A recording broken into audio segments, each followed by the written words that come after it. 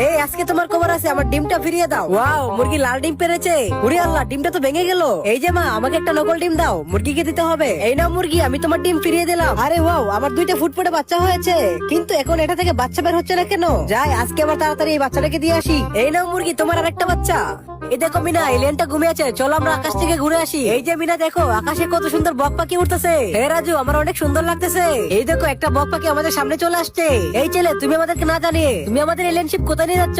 দাঁড়াও, তোমাদের আজকে আমি দেখাচ্ছি মজা। এই কুদ্দুস, এখন এই এলিয়েনশিপটা নষ্ট করে দাও। আচ্ছা ঠিক আছে বস, এখনই নষ্ট করে দিচ্ছি। এই তো কাজ হয়ে গেছে। আরে তোমরা এখানে কি করছো? তোমরা তোমাদের বাসা রেখে ট্রাফিক সিগন্যালে কি করছো? আসলে গত রাতে বৃষ্টিতে আমাদের বাসাটা ভেঙে যায়। এরপর আমরা আশ্রয়ের জন্য একটা বাড়িতে গিয়েছিলাম, কিন্তু একটা মহিলা আমাদেরকে তাড়িয়ে দিল। এরপরে আমরা আর কোনো আশ্রয় না পেয়ে এই ট্রাফিক সিগন্যাল বক্সের মধ্যে বসে পড়ি। আচ্ছা ঠিক আছে, তোমরা আমার সাথে আমার বাড়িতে চলো। আজকে থেকে তোমরা আমার সাথে থাকবে।